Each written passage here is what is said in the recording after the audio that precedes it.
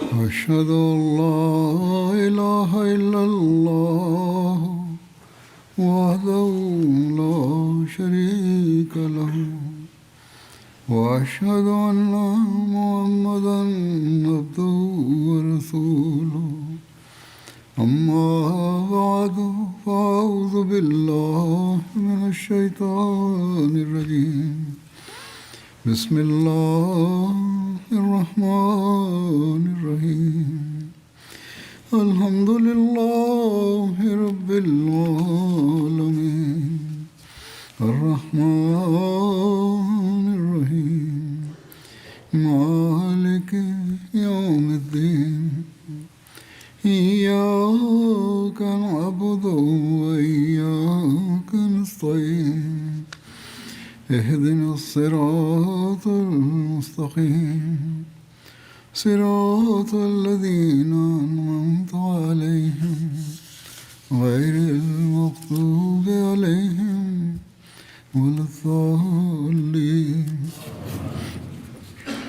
لن تنالوا البر حتى تنفقوا مما تحبون وما تنفقوا من شيء فإن الله به عليم.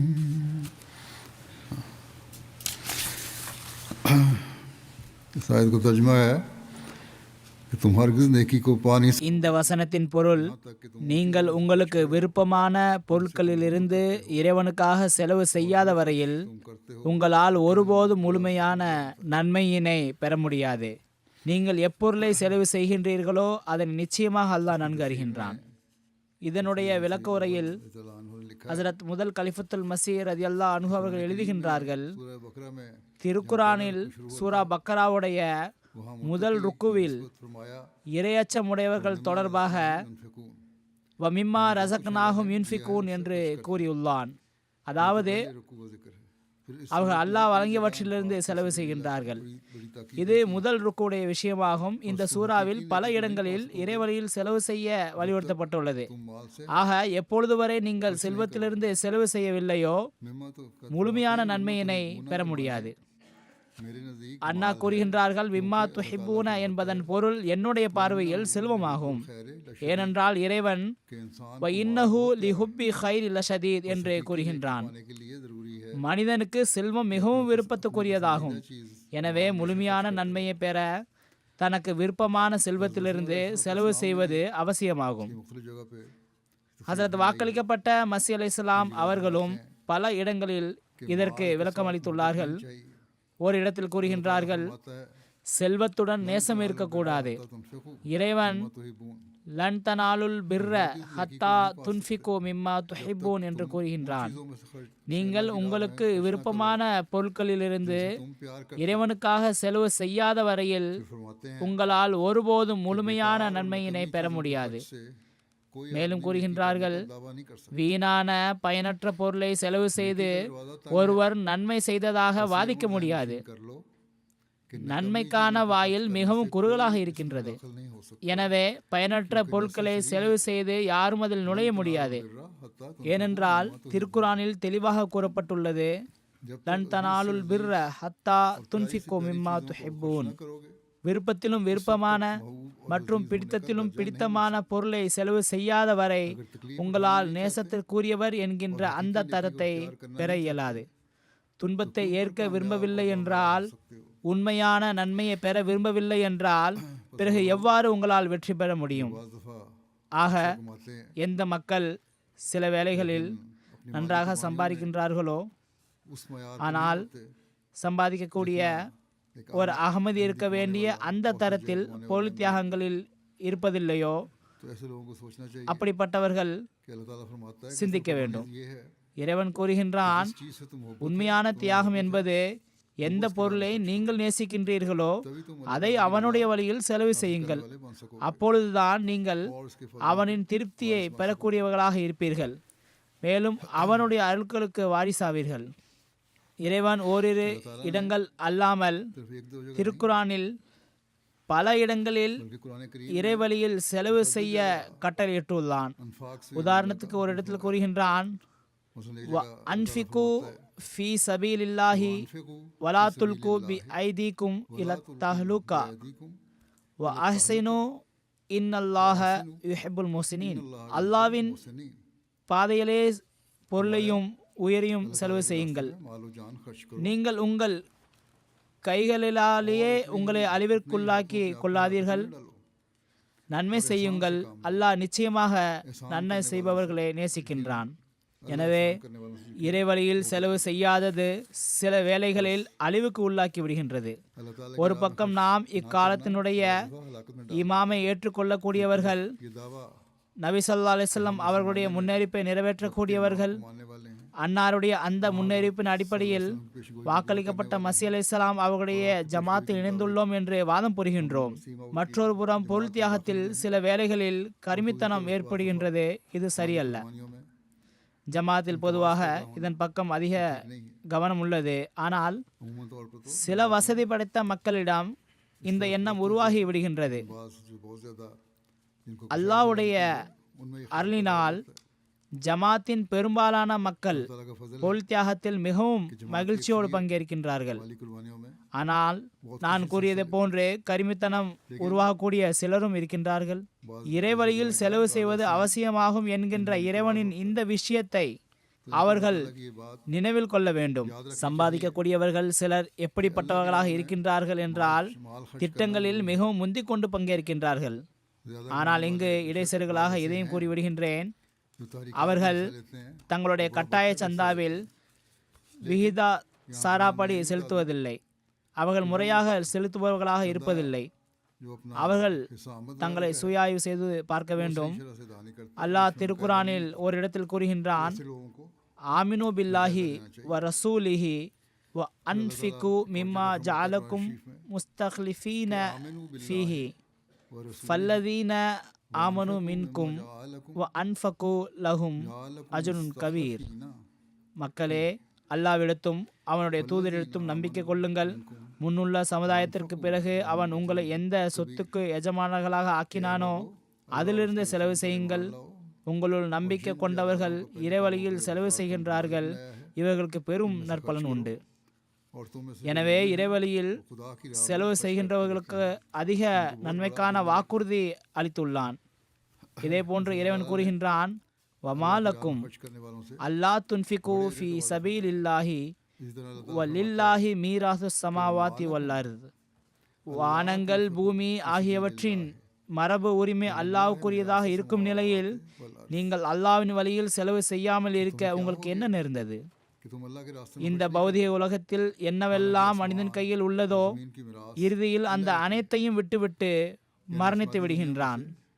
மேலும் அவை அல்லாஹ்வின் கட்டுப்பாட்டில் வரும். மனிதனுடைய ஆதிக்கத்தில் எதுவும் இருக்காது.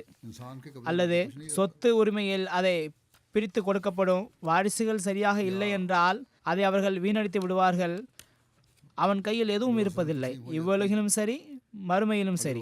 எனவே ஆரம்பத்திலிருந்தே இறைவனுக்கு அஞ்சி வாருங்கள், அவனுக்காக செலவு செய்யுங்கள். பிறகு இறைவன் அதில் பரக்கத்து வழங்குவான், மேலும் சந்ததிகளை பாதுகாப்பான்.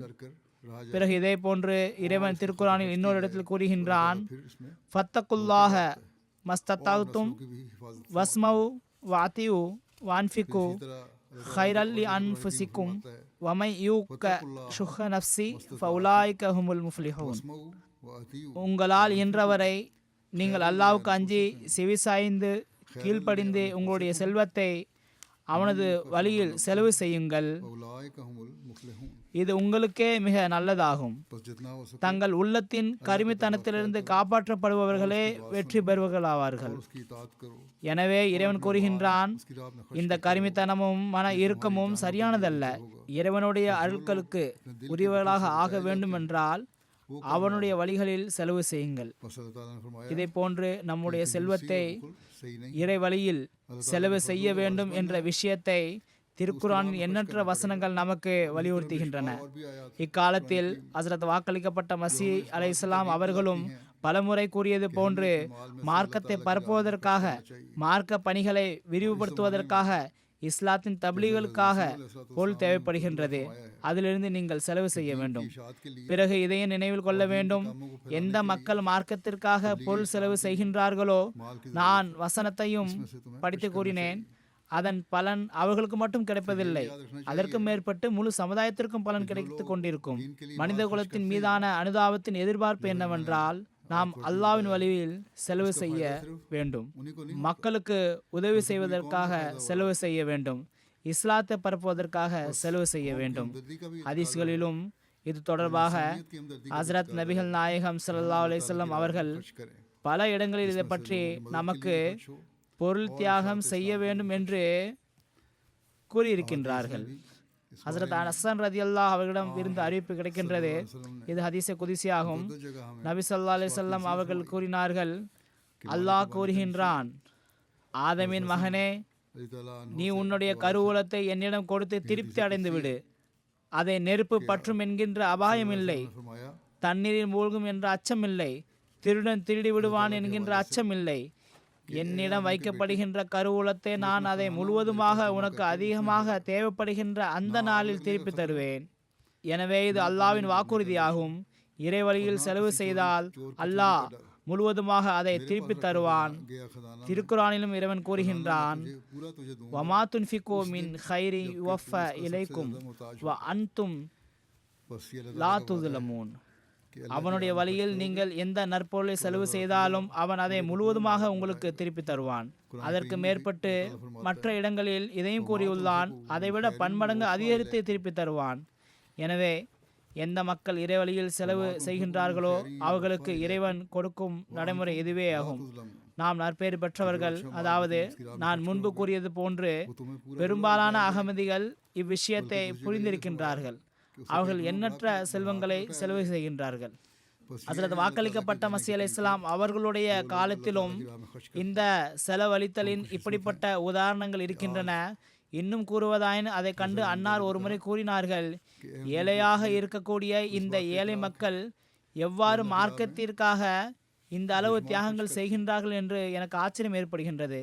இன்றும் இதே நிலைதான் இருக்கின்றது. பொதுவாக பெரும்பாலான அகமதிகள் அல்லாஹ்வின் வழியில் செலவு செய்ய வேண்டும் என்ற விஷயத்தை புரிந்து வைத்திருக்கின்றார்கள். அவர்களுக்கு இவ்விஷயத்தின் அதிக புரிதல் இருக்கின்றது. நான் பார்த்துள்ளேன், பெரும்பாலான ஏழைகள் அல்லது நடுத்தர வர்க்க சம்பாதிக்கக்கூடியவர்கள் பெரும் பெரும் தியாகங்களை செய்கின்றார்கள்.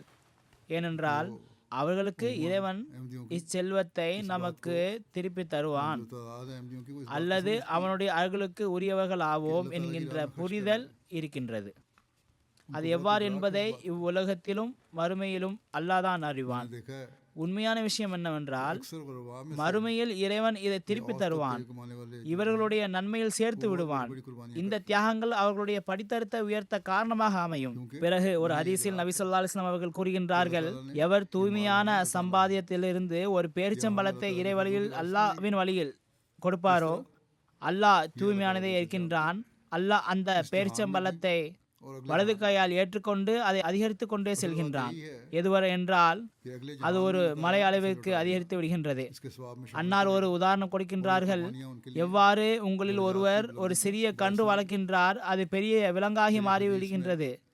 எவ்வாறு சிறிய கன்று வளர்ந்து பெரிதாகின்றதோ அதே போன்று நீங்கள் இறைவழியில் கொடுத்தால் உங்களுடைய செல்வமும் பெரிதாகின்றது. ஆனால் நிபந்தனை என்னவென்றால், செல்வம் தூய்மையானதாக இருக்க வேண்டும். தவறான வழியில் சம்பாதிக்கப்பட்டதாகவும் அந்த பொருள் தவறான வழியில் சேர்த்து பிறகு சந்தாவில் கொடுக்கப்பட்டதாகவும் இருக்கக்கூடாது.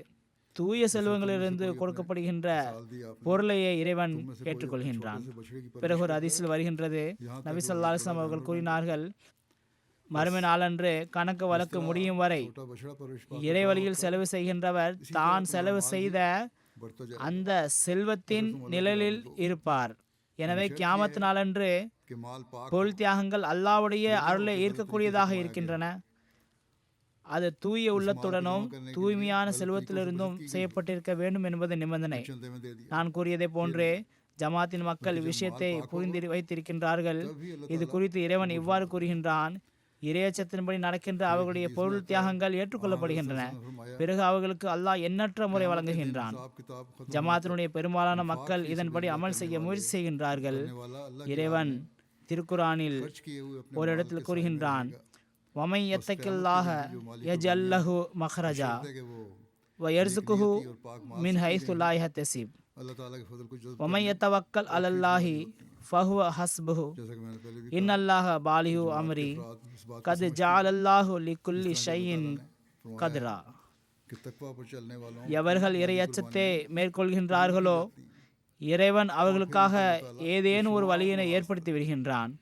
அவர்கள் எதிர்பாராத இடத்திலிருந்து அவன் அவர்களுக்கு உணவளிப்பான்.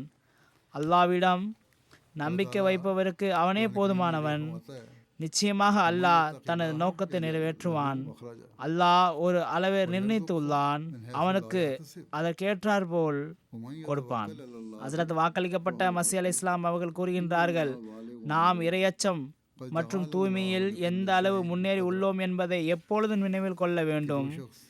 இதனுடைய அளவுகோல் திருக்குரான் ஆகும். अल्लाह उसके लिए कोई ना அல்லாஹ் இறையச்சம் உடையவர்களின் அடையாளங்களில் இந்த அடையாளத்தையும் வைத்துள்ளான். जहाँ से रिस्क आने का அல்லாஹ் இறையச்சம் உடையவர்களை உலக அருவறுப்புகளிலிருந்து விடுவித்து அவர்களுடைய பணிகளுக்கு தானே பொறுப்பேற்கின்றான். அவன் கூறுகின்றான், வமை யத்தகில்லாஹ யஜல்லஹு மஹ்ரஜா வ யர்ஸுகுஹு மின் ஹைஸு லா யஹ்தஸிப். வமை யத்தகில்லாஹ யஜல்லஹு மஹ்ரஜா अंदाजे के मुताबिक வ யர்ஸுகுஹு மின் ஹைஸு லா யஹ்தஸிப். अलैहिस्सलाम फरमाते हैं எவர் இறைவனுக்கு அஞ்சுவாரோ அவருக்கு அல்லாஹ் ஒவ்வொரு துன்பத்திலிருந்தும் வழி காண்பிக்கின்றான். இறைவனிடம் मायार को அஞ்சுபவரே இறைவனுக்காக தியாகம் செய்யக்கூடியவர் ஆவார். அவர்கள் இவ்வாறு செய்யும் பொழுது பிறகு நம்முடைய தேவை எங்கிருந்து நிறைவேறும், நம்முடைய செலவினங்கள் எவ்வாறு நிவர்த்தியாகும் என்ற கவலை இருக்காது. खुद मुतकफिल हो இறைவன் அவர்களுக்கு வழிகளை காண்பித்து கொண்டே செல்கின்றான். அன்னார் கூறுகின்றார்கள், இறைவன் அவர்களுக்கு நல்வழியை ஏற்படுத்துகின்றான். மேலும் அவர்களுக்காக அவர்கள் அனுமானிக்க முடியாத இடத்திலிருந்து வாழ்க்கைக்கு தேவையானவற்றை வழங்குகின்றான். ஒரு இடத்தில் அன்னார் கூறுகின்றார்கள், खातिर कुर्बानी அல்லாஹ் தனக்காக தியாகம் செய்யக்கூடியவர்களை, இறையச்சத்தின்படி நடக்கக்கூடியவர்களை துன்பத்திலிருந்து பாதுகாக்கின்றான். எவர்களுக்கு இறைவன் பொறுப்பேற்கின்றானோ तो उनको फिर ये काम नहीं அவர்களுக்கு உலக துன்பங்களிலிருந்து पूरी हों விடுதலை அளிக்கின்றான். या हमारे अखराजात किस तरह துன்பங்களிலிருந்து துயரங்களிலிருந்தும் தப்பித்து விடுகின்றார்கள். रास्ते पैदा மேலும் உண்மையான சுகத்திலும் மற்றும் நிம்மதியான வாழ்க்கையிலும் நுழைந்து விடுகின்றார்கள். அவர்களுக்காக இறைவனுடைய வாக்குறுதி என்னவென்றால், के समान வமை யத்தகில்லாஹ யஜல்லஹு மஹ்ரஜா வ யர்ஸுகுஹு மின் ஹைஸு லா யஹ்தஸிப். எவர் இறையச்சத்தை மேற்கொள்வாரோ அல்லாஹ் தன்னுடைய அருளினால் ஒவ்வொரு துன்பம் மற்றும் துயரத்திலிருந்து அவர்களை வெளியேற்றுகின்றான். से महफूज அவர்களுடைய வாழ்வாதாரத்திற்கு தானே பொறுப்பேற்கின்றான். அவர்கள் அனுமானிக்க முடியாத வழியிலிருந்து அவர்களுக்கு வழங்குகின்றான். இதை போன்றே அன்னார் ஒரு இடத்தில் கூறுகின்றார்கள், நம்பிக்கை கொள்ளக்கூடியவர், இறைவன் புறம் குனியக்கூடியவர் ஒருபோதும் வீணாக மாட்டார். அன்னார் கூறுகின்றார்கள், உண்மையான ராசிக் இறைவனாவான். எந்த மனிதர் அவன் மீது நம்பிக்கை வைக்கின்றாரோ அவர் ஒருபோதும் வாழ்வாதாரத்திலிருந்து இழப்புக்குரியவராக இருக்க மாட்டார். தன் மீது நம்பிக்கை வைக்கக்கூடிய மனிதனுக்காக அவன் ஒவ்வொரு புறத்திலிருந்தும் ஒவ்வொரு இடத்திலிருந்தும் வாழ்வாதாரத்தை வழங்குகின்றான். இறைவன் கூறுகின்றான், என் மீது நம்பிக்கை வைப்பவர்களுக்கு அவர்களுக்காக வானிலிருந்து புலியச் செய்கின்றேன், கால்களின் கீழே இருந்து வெளியேற்றுகின்றேன். எனவே ஒவ்வொரு மனிதனும் இறைவன் மீது நம்பிக்கை கொள்ள வேண்டும். இதை போன்று ஹஜ்ரத் மஸீஹ் அலைஹிஸ்ஸலாம் அவர்கள் பெரும் அறிவுரைகளை பல இடங்களில் வழங்கியிருக்கின்றார்கள். असल राज़िक खुदा மேலும் இந்த வசனத்திற்கு விளக்கமும் அளித்திருக்கின்றார்கள். அல்லாஹ்வுடைய சிறப்பான அருள் என்னவென்றால், ஜமாத்தினுடைய மக்கள் இவ்விஷயத்தை புரிந்து வைத்திருக்கின்றார்கள். ஜமாத்திற்காக தியாகங்களும் செய்யக்கூடியவர்களாக இருக்கின்றார்கள். மேலும் அல்லாஹ்வுடைய அருள்களின் காட்சிகளை காணக்கூடியவர்களாக இருக்கின்றார்கள். உலகின் எண்ணற்ற உதாரணங்கள் ஒவ்வொரு வருடமும் நம் முன் வருகின்றன. இப்பொழுது நான் வக்ஃபே ஜதீத் தொடர்பாக பேச இருக்கின்றேன். ஆகையால் வக்ஃபே ஜதீத் சந்தா செலுத்தியதால் सारी मसाइब எவர்கள் மீது அல்லாஹ்வுடைய அருள் இறங்கியதோ அல்லது எவர்கள் தியாகங்கள் செய்ததால் अल्लाह ताला के அல்லாஹ் அவர்களுடைய தேவைகளை நிறைவேற்றினான் என்கின்ற நம்பிக்கை மற்றும் உறுதி அவர்களுக்கு அல்லாஹ்வின் மீது அதிகரித்ததோ அப்படிப்பட்ட மக்களுடைய சில உதாரணங்களை எடுத்து வைப்பேன். நான் கூறியதை போன்று குறைவாக சம்பாதிக்கக்கூடிய நடுத்தர மக்களில் தியாக உணர்வு மிக அதிகமாக இருக்கின்றது. பொதுவாக அவர்களுடைய உதாரணங்களே நம் முன் வருகின்றன. सालें पेश कर இந்தோனேஷியாவின் ஒரு ஜமாத் பன்கீர், அங்கு தாஹிரா சாஹிபா என்கின்ற பெண்மணி இருக்கின்றார். அவர் கூறுகின்றார், நான் பார்ட் டைம் ஆசிரியராக இருந்தேன். என்னுடைய வருமானம் மிகவும் குறைவாக இருந்தது. पूरी करेगा। வக்ஃபே ஜதீதின் ஆண்டு முடிவில் நேஷனல் செக்ரட்டரி சாஹிப் அவர்களிடமிருந்து எனக்கு 1,30,000 தொகை வாக்குறுதி மீதமுள்ளது என்ற செய்தி கிடைத்தது. என்னிடம் ஒரு சிறு தொழில் தொடங்குவதற்காக வைக்கப்பட்டிருந்த சிறிய தொகை மட்டுமே இருந்தது. என்னிடம் அந்த அளவு பணமே இருந்தது, ஆனால் எனக்காக வைத்திருந்தேன். அவர்கள் கூறுகின்றார்கள், என்னுடைய உள்ளத்தில் சிறு தயக்கம் ஏற்பட்டது, ஆனால் அல்லாஹ்வின் மீது நம்பிக்கை வைத்து அந்த அனைத்து தொகையையும் வக்ஃபே ஜதீதில் செலுத்திவிட்டேன். तनख्वाह बहुत कम थी। वो ஆக माली साल के इख्तिताम पर இறைவனுடைய நாட்டத்தால் எதிர்பாராத விதமாக ஸ்கூலில் இருந்து எனக்கு மிக அவசியமாக இருந்த போனஸ் கிடைத்தது. மேலும் அத்துடன் அரசாங்க சார்பாக மானியம் கிடைக்கக்கூடியவர்களில் எனது பெயரையும் இணைத்து விட்டார்கள் என்ற நற்செய்தியும் கிடைத்தது. लेकिन अपने அவர்கள் கூறுகின்றார்கள், நான் இறைவனுக்கு சரியாக நன்றி செலுத்துவதற்குள் பல வருடங்களாக காத்திருந்த என்னுடைய டீச்சர் ரிஜிஸ்ட்ரேஷன் நம்பரும் வழங்கப்பட்டு விட்டது. थी जो थी वो खरीद में दे दी। உடனடியாக என்னுடைய வேலை நடந்துவிட்டது. அவர்கள் கூறுகின்றார்கள், இறைவனுடைய இந்த அருள் இந்த சந்தா செலுத்துவதின் முக்கியத்துவத்தின் காரணமாக கிடைத்தது என்ற நம்பிக்கை எனக்கு உள்ளது. கிழக்கு ஆப்பிரிக்காவின் ஒரு நாடான கெனியா உள்ளது. இந்தோனேஷியாவுக்கும் கெனியாவுக்கும் ஆயிரக்கணக்கான மைல் தொலைவு உள்ளது. ஆனால் எல்லா இடத்திலும் ये काम हो गया। இறைவன் அவர்களுக்கு எவ்வாறு வழங்குகின்றான், இறைவனுடைய அருள் என்னவென்று சிந்தியுங்கள். கென்யாவுடைய அமீர் சாஹிப் அவர்கள் ஒரு சம்பவத்தை எழுதுகின்றார்கள். कहते हैं कि मुझे यकीन है ஒரு மோல்லிம் ஒரு பெண்மணியுடைய சம்பவத்தை கூறுகின்றார்கள். ஒரு குறிப்பான வருமானம் இல்லாமல் இருக்கின்ற போதிலும் फिर அவர் முறையாக दुनिया சந்தா செலுத்தி வரக்கூடியவர், சந்தா விவகாரங்களில் மிகவும் உறுதியானவர். இவ்வாறான நிலைகளில் எந்த அளவுக்கு தேவை உள்ளது, செல்வத்தின் மீது எந்த அளவுக்கு பற்று இருக்க வேண்டும் என்பது தெரிய வருகின்றது. ஆனால் ताला किस तरह ஹஸரத் வாக்களிக்கப்பட்ட மஸீஹ் அலைஹிஸ்ஸலாம் அவர்கள் கூறியதை போன்று இந்நிலையில் அல்லாஹ்வுடைய வழியில் செலவு செய்வது உண்மையில் இதயத்தை வெளியே எடுத்து வைப்பதற்கு சமமாகும். बड़ी बाकायदगी से எவ்வாறு இருப்பினும் இந்த வருடம் அவர்களுடைய வக்ஃபே ஜதீதுடைய வாக்குறுதி 400 ஷில்லிங் ஆகும். அதை அவர்கள் கொடுத்து விட்டார்கள். அவர்கள் கூறுகின்றார்கள், என்னிடம் இந்த தொகைதான் இருந்தது, இப்பொழுது நான் வெறும் கையோடு இருக்கின்றேன். ஆனால் அல்லாஹ் எவ்வாறு நடந்து கொண்டான்? அல்லாஹ் தாலா கூறுகின்றான், நான் மனிதனுக்கு அவன் அனுமானிக்க முடியாத இடத்திலிருந்து வாழ்வாதாரத்தை வழங்குகின்றேன். அவர்களை இறைவன் வெறும் கையோடு விடவில்லை. நான் வெறும் கையோடு இருக்கின்றேன் என்று அவர்கள் கூறிய போது இறைவன் கூறினான், நான் உன்னை வெறும் கையோடு விடமாட்டேன். சில நாட்களுக்கு பிறகு அவர்களுடைய மகள் சார்பாக 1400 ஷில்லிங் பணம் இதை கூறியவாறு கொடுக்கப்பட்டது. இந்த பணத்திலிருந்து தங்களுடைய சந்தாவை செலுத்தி மீதும் தங்களுடைய செலவினங்களுக்கு வைத்துக் கொள்ளுங்கள். அதற்கு பிறகு அவர்களுடைய மருமகன் போன் செய்தார். திருமணத்திற்கு பிறகு பெண்ணுடைய மகர் தொகை பெற்றோர்களுக்கு கொடுக்கின்ற சம்பிரதாயம் அங்கு உள்ளது. மருமகன் மகர் தொகையில் 2 மாடுகளை, அதனுடைய மதிப்பீடு 90,000 ஷில்லிங் ஆகும், அவர்களுக்கு அனுப்பி வைத்தார். இது மட்டும் நடக்கவில்லை. அவர்கள் கூறுகின்றார்கள், நான் 400 ஷில்லிங்கை கொடுத்தேன், ஆனால் இறைவன் எண்ணற்ற மற்றும் அசாதாரண முறையில் அறினான். எப்படிப்பட்ட இடங்களிலிருந்து அறினான் என்றால் எனக்கு எந்த எதிர்பார்ப்பும் இருக்கவில்லை. பிறகு எதிர்பாராத விதமாக உறவினர்களிடமிருந்தும் மற்ற பிள்ளைகள் இடமிருந்தும் அவர்களுக்கு வாழ்க்கைக்கு தேவையான அன்பளிப்புகளும் தொகைகளும் வரத் தொடங்கின. அவர்கள் இறைவனுக்கு நன்றி செலுத்தினார்கள். இது சந்தாவின் அருள்கள் என்ற விஷயத்தில் அவர்களுக்கு முழுமையான நம்பிக்கை ஏற்பட்டது. சந்தாவினால் இறைவனுடைய அருள் இறங்குகின்றது. அத்துடன் அல்லாஹ்வுடைய அருள்களை கண்டு மக்களுடைய ஈமானும் அதிகரிக்கின்றது. கீனி கனாக்கரி ஆப்பிரிக்காவுடைய ஒரு நாடாகும். அங்குள்ள முபல்லிக் எழுதுகின்றார், ஒரு மண்டலத்தில் கொண்டியா என்கின்ற ஒரு கிராமம் உள்ளது. அங்கு ஒரு அஹ்மதி பெண்மணி இருக்கின்றார்.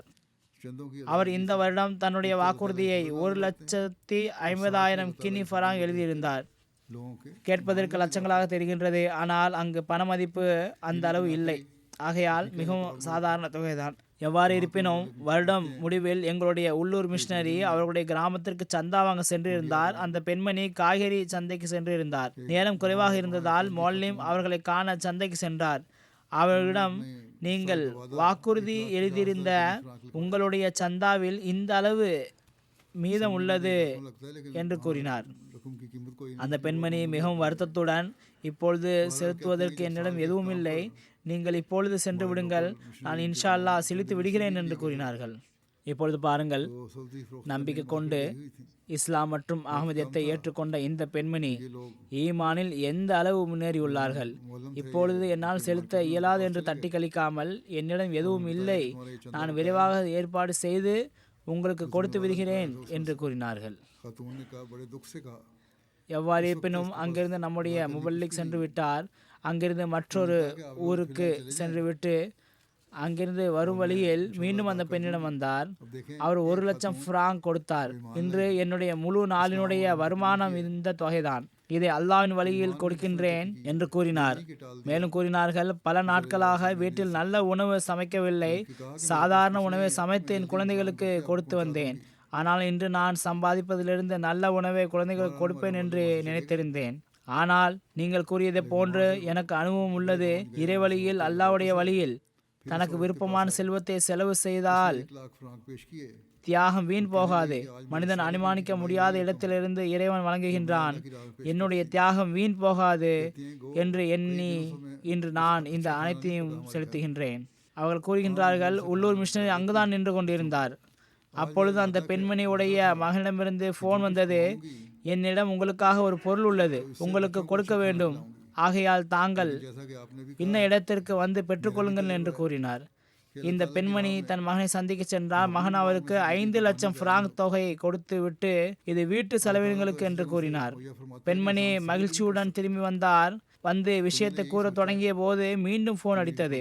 வேறொரு நகரில் வசிக்கின்ற இன்னொரு மகன், अदायगी कर रही है। நான் ஒரு நகருக்கு சென்று கொண்டே இருக்கின்றேன், कहते हैं मिशनरी लोग இங்கு தான் நான் அருகாமையில் இருக்கின்றேன், उस वक्त दौरान ஓர் औरत को फोन आया, இடத்திற்கு செல்கின்றேன், उनके ஆகையால் என்னால் வர இயலாது, मेरे पास कुछ चीजें நீங்கள் என்னிடம் வாருங்கள், உங்களுக்காக என்னிடம் ஒரு அன்பளிப்பு உள்ளது என்று கூறினார். அவர்கள் சந்திக்க சென்றார்கள். அந்த மகன் வீட்டு செலவினங்களுக்கு என்று 3,00,000 ஃப்ராக் பணத்தை தன் தாய்க்கு கொடுத்தார். பெண்மணி திரும்பி வந்து, இது இறைவனுடைய அருள் மட்டுமல்ல, அதற்கு மேற்பட்டு என்னுடைய ஈமான் அதிகரித்து விட்டது, மேலும் என்னுடைய நம்பிக்கை உறுதியானது. இறைவன் எவ்வாறு ஜமாத்திற்கு தியாகம் செய்ததன் காரணத்திற்காக எனக்கு வழங்கினான் என்று எனது ஈமான் உறுதியானது. இவ்விஷயத்தினால் ஜமாத் நிச்சயமாக உண்மையில் உள்ளது என்று நான் புரிகின்றேன் என்று கூறினார். आप मेरे पास आ இறைவன் ஈமானை உறுதியாக்குகின்றான். இறைவழியில் நாம் செய்கின்ற தியாகங்கள் அல்லாஹ்வுடைய பார்வையில் நிச்சயமாக ஏற்றுக்கொள்ளப்படுகின்றன. அவர்கள் கூறுகின்றார்கள், நான் 1,00,000 கொடுத்தேன், இறைவன் எனக்கு பன்மடங்கு அதிகரித்து கொடுத்து விட்டான். கஜகிஸ்தானுடைய நகரம் உக்தாவில் அலி பேக் என்கின்ற ஒரு தூய்மையான நண்பருடைய சம்பவம். சந்தா கொடுப்பதில் முறையாக இருப்பார். ஒவ்வொரு மாதமும் நேரத்திற்கு சந்தா செலுத்தி விடுவார். சில நாட்களாக நிபந்தத்தின் காரணமாக சந்தா கொடுக்க முடியவில்லை. எதுவரை என்றால் கட்டாய சந்தா மற்றும் வக்ஃபே ஜதீத் வருடம் முடிவிலும் சந்தா செலுத்த முடியவில்லை. மிகவும் கஷ்டப்பட்டு கொண்டிருந்தார். अल्लाह ताला की ஒரு நாள் ஜும்மா தொழுகைக்கு பிறகு அவரே கூறினார், அதிக கடனாகிவிட்டது, இதன் காரணமாக பேங்க் அக்கவுண்டை மூடிவிட்டது, இதனால் சந்தாவும் செலுத்த முடியவில்லை, இறைவன் அருள் புரிய வேண்டும் என்று துவா செய்கின்றேன். அவர் கூறுகிறார், ஒரு நாள் எந்த கம்பெனியில் நான் பணிபுரிகின்றேனோ அந்த கம்பெனியுடைய அதிகாரி நாங்கள் ஒரு வருடமாக காத்து கொண்டிருந்த அந்த தொகையை போனஸாக கொடுத்தார். बुरी की वजह से चंदा இது கிடைப்பதற்கு ஏதுவான எந்த சூழலும் இருந்ததில்லை. எவ்வாறு இருப்பினும் தொகை கிடைத்தது. அல்லாஹ்வுடைய அருளினால் என்னுடைய கடன் அகன்றது. மேலும் சந்தாவை செலுத்தி விட்டேன். அலிபேக் சாய் கூறுகின்றார்கள், चढ़ गया है, इसकी वजह से இந்த அருள் என்னுடைய சந்தா செலுத்துவதற்காக இருந்தது என்று என்னால் உறுதியாக நம்ப முடியும். அல்லாஹ் தன் மீது கடன் வைத்து கொள்ளாத மற்றும் அசாதாரண ஒரு சம்பவத்தை ஆஸ்திரேலியாவுடைய அமீர் சாஹிப் எழுதுகின்றார்கள். பல நாடுகளுடைய சம்பவங்கள் ஒரே போன்ற சம்பவங்கள். அவர்கள் கூறுகின்றார்கள், கோஸ்ட் உடைய ஒரு நண்பர் அவர் தனது வக்ஃபே ஜதீத் சந்தாவை $1000 எழுதியிருந்தார். அமீர் சாஹிப் கூறுகின்றார்கள், இந்த திட்டத்தில் மேற்கொண்டு பொருள் தியாகம் செய்யுங்கள் என்று நான் அவருக்கு கவனமூட்டினேன். பொதுவாக அதிக வளம் பொருந்தியவர் இல்லை, ஆனால் நடுத்தர வளம் பொருந்தியவர் கூட இந்த அளவு தியாகம் செய்வதில்லை. ஆனால் இவர்கள் செய்ததை போன்று சிலர் தியாகம் செய்கின்றார்கள். அவர்கள் கூறுகின்றார்கள், ஏழைகளை பொறுத்தவரை அவர்களுடைய தரம் இவ்வாறு இருப்பதில்லை, ஆனால் அவ்வாறு இருந்தும் நல்ல தியாகங்கள் செய்கின்றார்கள். எவ்வாறு இருப்பினும் ஜமாத்திற்காக தியாகங்கள் செய்யக்கூடிய நல்ல வாழ்வாதாரத்தை கொண்டவர்களுடைய சம்பவங்களை நான் எடுத்து கூறுகின்றேன். இந்த நண்பர் $1000 வாக்குறுதி அளித்திருந்தார். அதை செலுத்திவிட்டார். இவரிடம் மேற்கொண்டு தியாகம் செய்யுங்கள் என்று கவனமூட்டப்பட்ட போது இவர் மேற்கொண்டு $6000 முன்வைத்தார். 6 மடங்கு அதிகரித்தது. இவ்வாறு மொத்தமாக $7,000 செலுத்தி விட்டார்.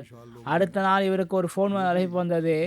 அவர்கள் கூறுகின்றார், என்னுடைய மனைவிக்கு இன்சூரன்ஸ் கம்பெனியிலிருந்து ஒரு ஃபோன் வந்தது. அவர் கூறுகின்றார்கள், நிலுவையில் இருந்த நாங்கள் கேட்டிருந்த இன்சூரன்ஸ் பற்றிய வேலை நடந்து கொண்டிருந்தது. இதனை பற்றி நாங்கள் முன்பு அறிந்திருக்கவில்லை. இதன் விளைவாக எங்களுக்கு $12,000 தொகை ரீஃபண்ட் வடிவில் கிடைத்தது. அந்த நண்பர் கூறுகின்றார், நான் இறைவனுக்கு 6,000 தியாகம் செய்தேன். அவன் 2 நாட்களில் 2 மடங்காக அதிகரித்த தொகையை திருப்பி தந்துவிட்டான். எதிர்பாராத மற்றும் நம்பிக்கை இல்லாத இடத்திலிருந்து திருப்பி தந்துவிட்டான்.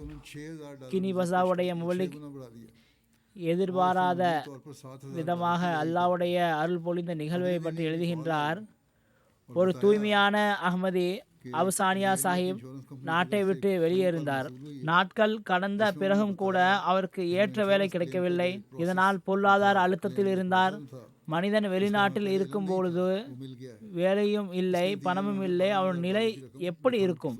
அப்பொழுது அவர் கையில் ஏதாவது செல்வம் கிடைத்தால் அது அவருக்கு மிகவும் விருப்பத்துக்குரியதாக இருக்கும். அதை தனக்கு செலவு செய்வார். ஆனால் இந்த தூய்மையானவரின் நிலையை பாருங்கள். அந்த நேரத்தில் ஜமாத்திடம் இருந்து சந்தா கேட்கப்பட்டது. இந்த திட்டத்திற்கு லெப்பே கூறியவாறு அபுசானியா அல்லாஹ்வின் வழியில் இருந்ததை தியாகம் செய்து விட்டார். அப்பொழுது அவரின் சிறப்பான தொகை எதுவும் இருக்கவில்லை. இருந்தது எதுவோ அது அவருக்கு விருப்பமானதாக இருந்தது. ஆனால் அல்லாஹ் அதை அல்லாஹ்வின் வழியில் கொடுத்து விட்டார்.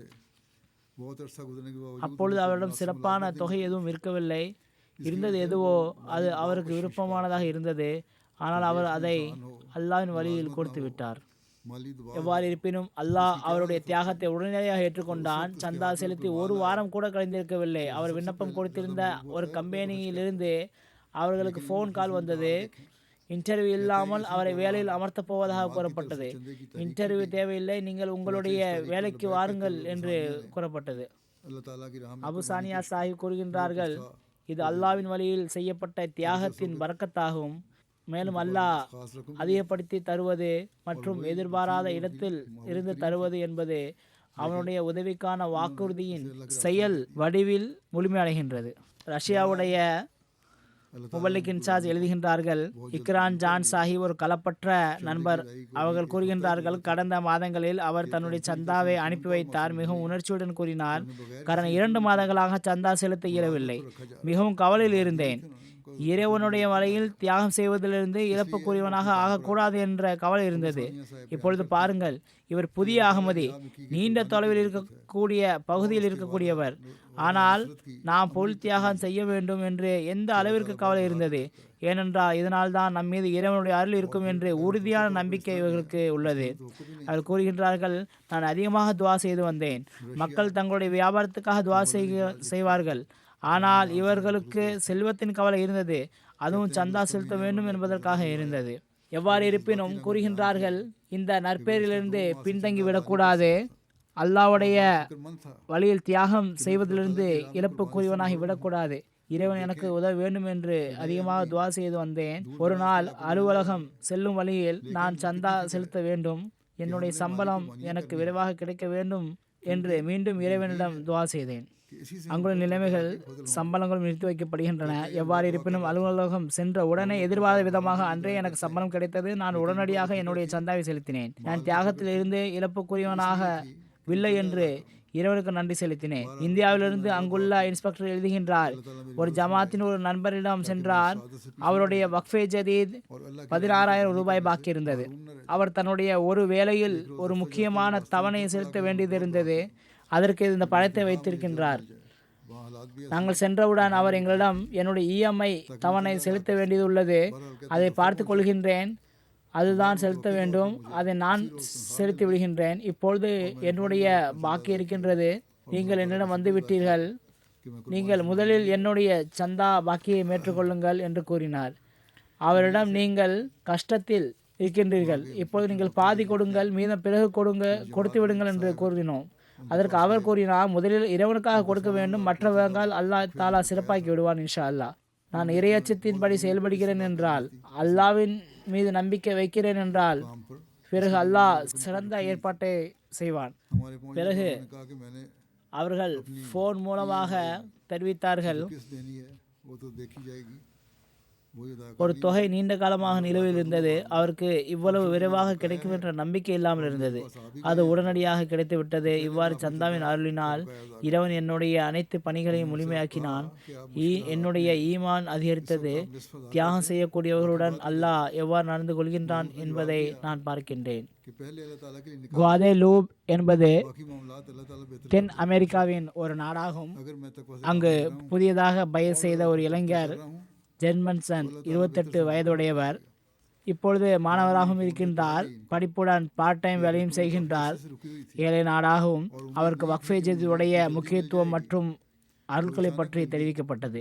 பொதுவாக புதியதாக பயிர் செய்யக்கூடியவர்களுக்கு சந்தாவுடைய பழக்கம் ஏற்படுத்துவதற்காக வக்ஃபே ஜதீத் மற்றும் தஹ்ரீக் ஜதீதில் இணைக்க வேண்டும், இதன் பக்கம் கவனம் மூட்ட வேண்டும் என்று கூறப்படுகின்றது.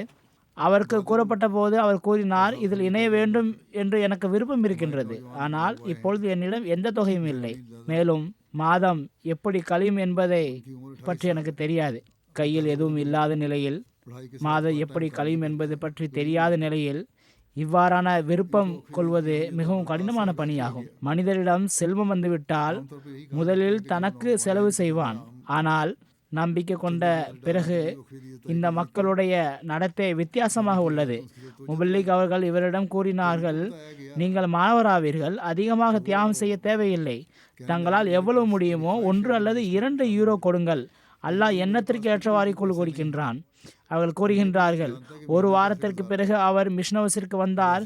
160 யூரோ வக்ஃபே ஜதீத் சந்தாவில் செலுத்திவிட்டார். அவர் கூறினார்கள், கொடுக்க வேண்டும் என்ற எந்த நாள் எண்ணம் கொண்டேனோ அந்த வாரத்திலேயே இறைவன் எனது செல்வத்தில் பரக்கத்தை வழங்கிவிட்டான். நான் பார்ட் டைம் வேலை பார்க்கின்ற இடத்தில் நேரத்திற்கு முன்பாக எனக்கு ஊதியம் கொடுத்து விட்டார்கள், அதிகமாகவும் கொடுத்து விட்டார்கள். காரணம் இல்லாமல் அதிகமாக கொடுத்து விட்டார்கள்.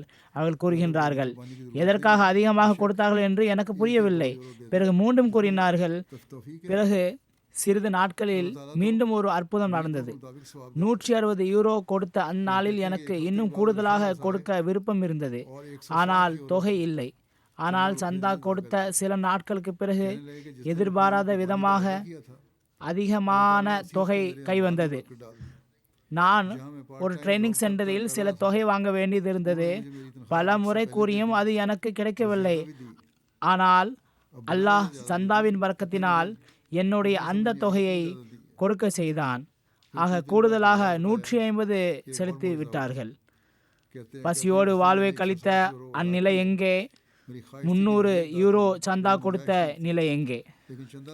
இதை போன்றே இன்னும் நிறைய சம்பவங்கள் உள்ளன. சில மக்களுக்கு அசாதாரண முறையில் செல்வங்கள் கிடைத்தன. கிர்கிஸ்தான் ஜமாத்தில் இருந்து யூலியா கோர்னுவா சாஹிபா கூறுகின்றார்கள், நான் பணியாற்றும் இடத்தில் என்னுடைய ஊதியம் உயர சாத்தியம் உள்ளதா என்று அவர்களிடம் கேட்டேன். அவர்கள் என்னிடம் போனஸ் என்கின்ற வகையில் சாத்தியம், ஆனால் போனஸ் எப்பொழுது கிடைக்கும் என்று தெரியவில்லை என்று பதிலளித்தார்கள். எவ்வாறு இருப்பினும் கூறுகின்றார்கள், அக்டோபர் மாதத்தில் சம்பளத்தின் முதல் பகுதி கிடைத்தவுடன் எனக்கு என்னுடைய தனிப்பட்ட செலவு இருந்தாலும் எல்லாவற்றுக்கும் முதலாக என்னுடைய வக்ஃபே ஜதீத் சந்தாவை செலுத்தினேன். இதுதான் அல்லாஹ்வுடைய வாக்குறுதியின் அடையாளமாகும். உண்மையான தியாகம் அல்லாஹ்வுடைய வாக்குறுதியின் அடையாளமாகும். எந்த பொருளை நீங்கள் நேசிக்கின்றீர்களோ அதை அல்லாஹ்வின் வழியில் செலவு செய்யுங்கள். அப்பொழுது இவர்களுக்கு அந்த தொகை மிகவும் விருப்பத்துக்குரியதாக இருந்தது. ஏனென்றால் அதனுடைய தேவையும் இருந்தது, அதிக செலவினங்களும் இருந்தன. ஆனால் இவர்கள் கூறுகின்றார்கள், ஜமாத்திற்கு அளித்த வாக்குறுதியை நிறைவேற்றுவது எல்லாவற்றுக்கும் முதலாக என்னுடைய அவசியமாக இருந்தது. அந்த மாதத்தின் இறுதியிலேயே என்னுடைய சம்பளத்தில் 40% அதிகமானது. இது மட்டுமல்லாமல் வேலையின் தரத்தின் அடிப்படையில் எனக்கு கூடுதலான போனஸும் பெற இயலும். எனக்கு ஆச்சரியம் ஏற்பட்டது. ஏனென்றால் சம்பளம் இந்த அளவு கூடும் என்று எனக்கு ஒருபோதும் எதிர்பார்ப்பு இருக்கவில்லை. ஒரு நாள் முன்பு செலவினங்கள் கணக்கிட்ட போது நான் உணர்ந்தது என்னவென்றால், எனக்கு தேவைப்பட்ட அளவே சம்பளத்தில் கூடுதலாக கிடைத்தது.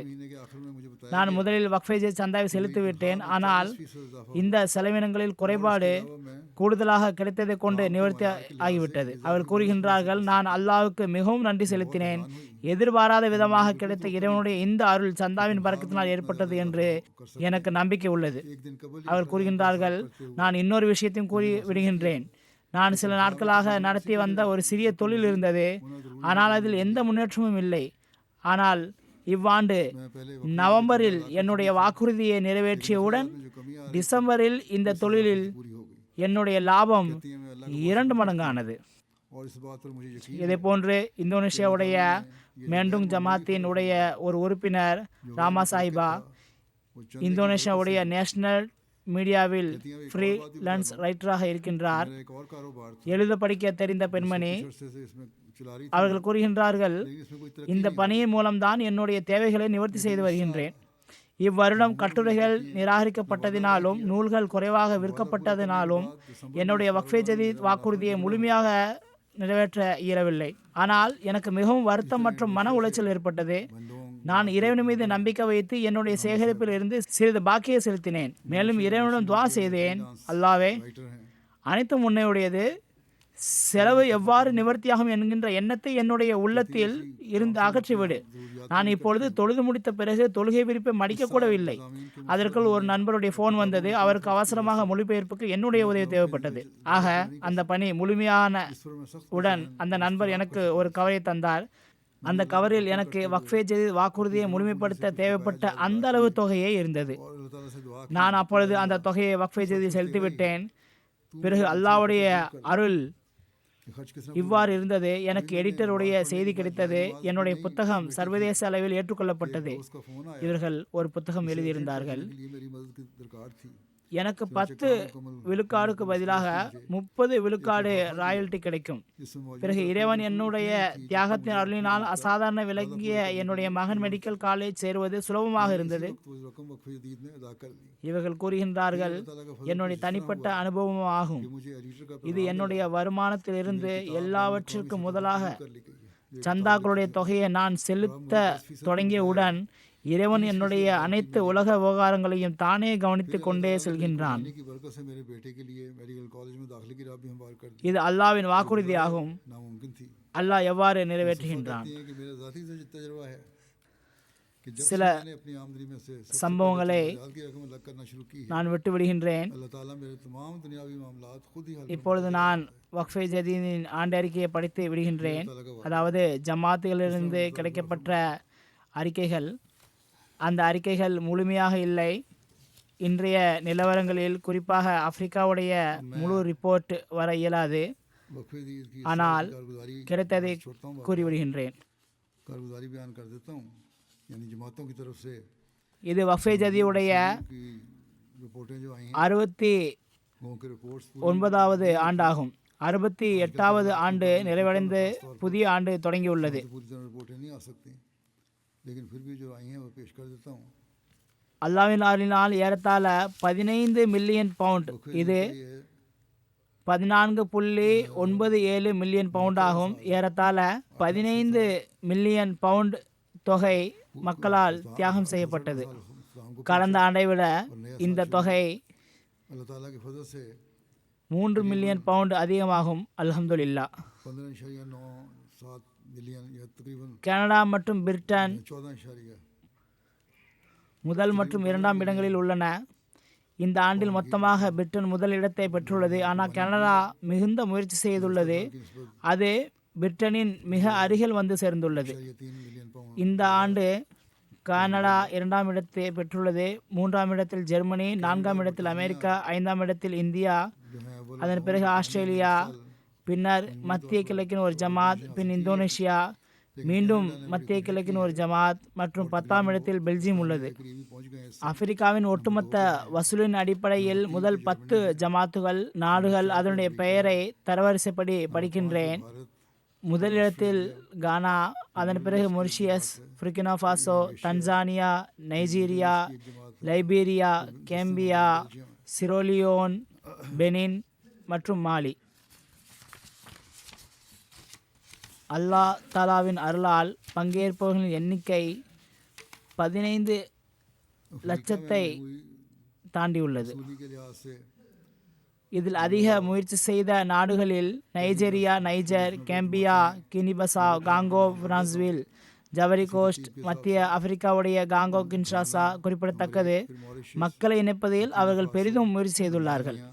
नाइजीरिया, மொத்த வசூலின் அடிப்படையில் பிரிட்டனின் 10 பெரிய ஜமாத்துகளில் முதலிடத்தில் இஸ்லாமாபாத், இரண்டாம் இடத்தில் ஓஸ்டர் பார்க், மூன்றாம் இடத்தில் ஏஷ், அதன் பின்னர் Walsall, Aldershot South, Farnham North, Warden, Farnham South, Gillingham, Aldershot North. 5 மண்டலங்களில் முதலிடத்தில் இஸ்லாமாபாத், பைத்துல் ஃபுத்து, பிறகு மஸ்ஜித் ஃபசல், பின்னர் பைத்துல் ஏசான், அதன் பின்னர் வெஸ்டல் மிட்லண்ட்ஸ். அத்வால் பதிவேடு வக்ஃபே ஜதீதில் தனியான கணக்கு இருப்பதால் அதிலும் தரவரிசைகள் உள்ளன. அந்த வரிசையில் முதலிடத்தில் Aldershot South, Aldershot North, Warden, Ash, Cheam South, Farnham South, Islamabad, Roehampton Vale, Dunson Park, Walsall. மொத்த தரவரிசையில் இரண்டாம் இடத்தில் கனடா இருந்தது. அந்த அடிப்படையில் கனடாவின் ஜமாத்துகளில் முதலிடத்தில் வான்,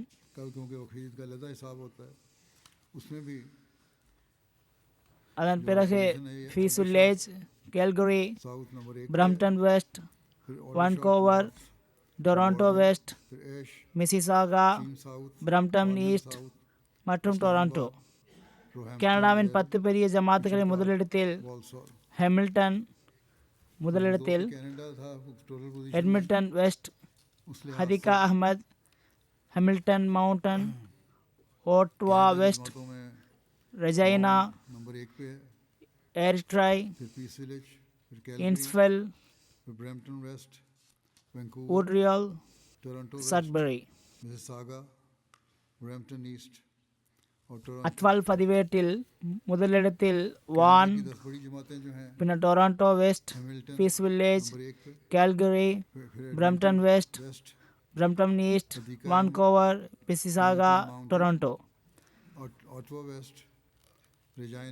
ஜமாத்துகளில் அத்வால் பதிவேட்டில் சிறப்பாக குறிப்பிடத்தக்கவை ஹதிகா அஹ்மத் முதலிடத்தில், லண்டன் சவுத், ஹெமில்டன், அங்கு கனடாவிலும் ஒரு லண்டன் உள்ளது, ஹெமில்டன் மூன்றாம் இடத்தில், அதன் பிறகு இன்ஸ்ஃபெல், மான்ட்ரியல் வெஸ்ட், பைத்துல் ஏசான், Saskatoon west, south west, Durham east, Woodstock, Abbotsford, Bennington. ஜெர்மனியில் 5 உள்ளூர் ஜமாத்துகள் உள்ளன. அவற்றில் முதலிடத்தில் ஹெம்க்வர்க், இரண்டாம் இடத்தில் பிராங்க்ஃபர்ட், அதன் பிறகு வெஸ்பாடன், ரீட்ஸ் மற்றும் கிராஸ் கராவ். முன்னதாக 5 உள்ளூர் அமாரத்துகள் இருந்தன. தற்போது 10 உள்ளூர் ஜமாத்துகள் உள்ளன. அவை ரோட்காவ், நிடா, நோயோவிட், ரோட்மார்க், வாய்ன்கார்டன், புரோலான்ஸ்ஹாம், பெர்லின், கோப்லன்ஸ், மெஹதியாபாத், வினன்பெர்க்.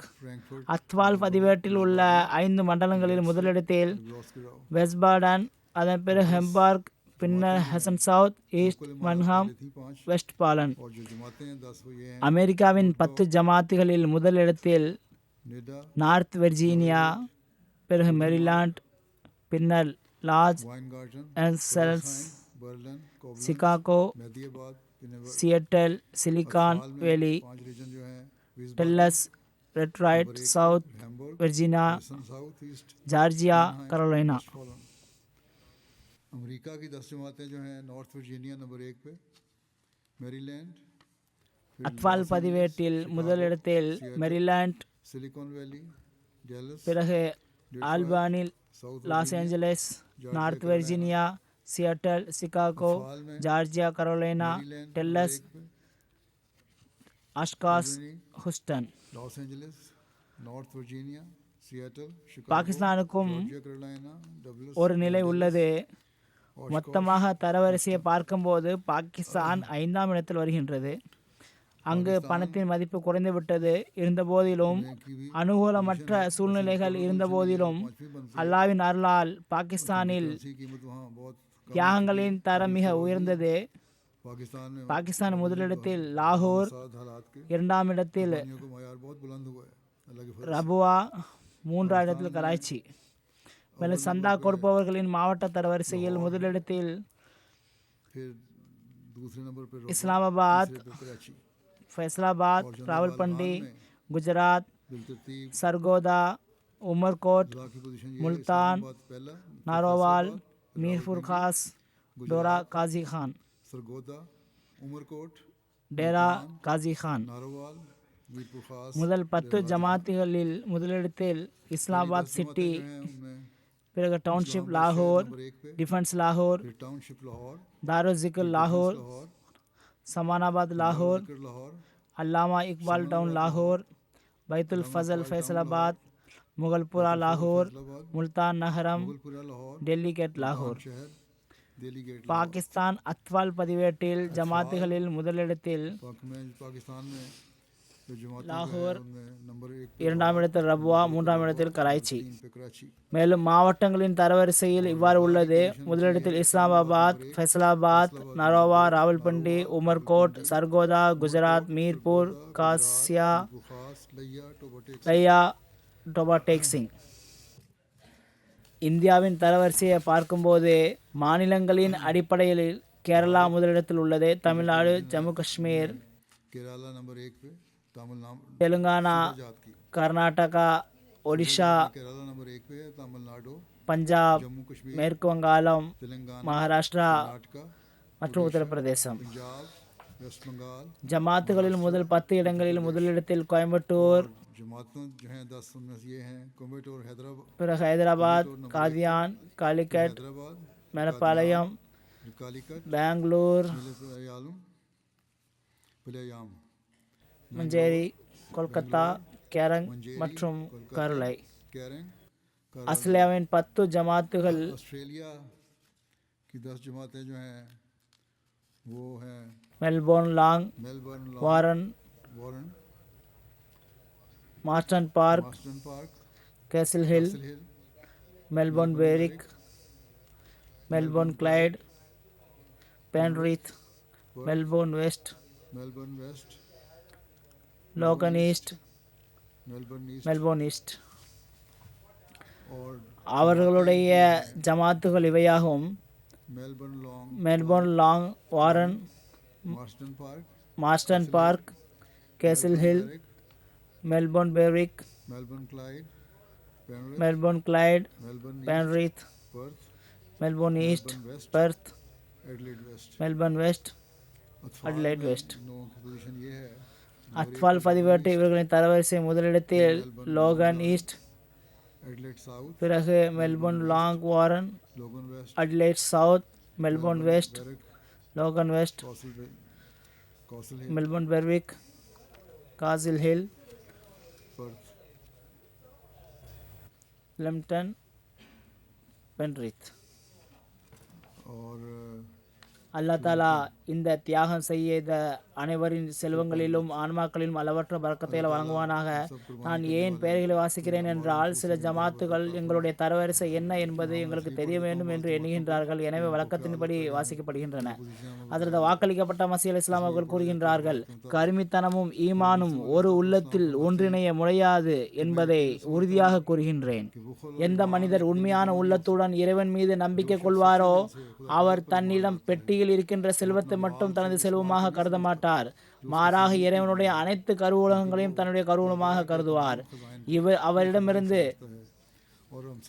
அவரிடமிருந்து கருமித்தனம் அகன்று விடுகின்றது. எவ்வாறு ஒளியினால் இருள் அகலுமோ அவ்வாறு அகன்று விடுகின்றது. எனவே இது அல்லாஹ்வுடைய சிறப்பான அருளாகும். எவ்வாறு அல்லாஹ் மக்களுக்கு வழங்குகின்றான் என்பதை நாம் அனுபவித்து இருக்கிறோம். ஏனென்றால் அல்லாஹ்விடமே அனைத்து கருவூலகங்களும் இருக்கின்றன என்று அவர்கள் அறிகின்றார்கள். ஹதீஸிலும் வருகின்றது, அல்லாஹ்விடமே அனைத்து கருவூலங்களும் இருக்கின்றன, அவன் மறுமையில் அவர்களுக்கு வழங்குவான். இன்னும் சொல்வதென்றால் இம்மையிலும் வழங்கிக் கொண்டே செல்வான். இதையே இறைவன் திருக்குரானிலும் கூறியுள்ளான். அல்லாஹ் நமக்கு எவ்வாறு வழங்குகின்றான் என்று மனிதன் வியப்படைகின்றான். மக்கள் இதை அனுபவித்து அறிகிறார்கள். சில சம்பவங்களையும் நான் கூறியுள்ளேன். அல்லாஹ் நமக்கு பொருள் தியாகத்திற்கான நல்வாய்ப்பு வழங்குவதுடன் நம்முடைய ஈமானையும் நம்பிக்கையும் அதிகரித்து கொண்டே செல்வானாக.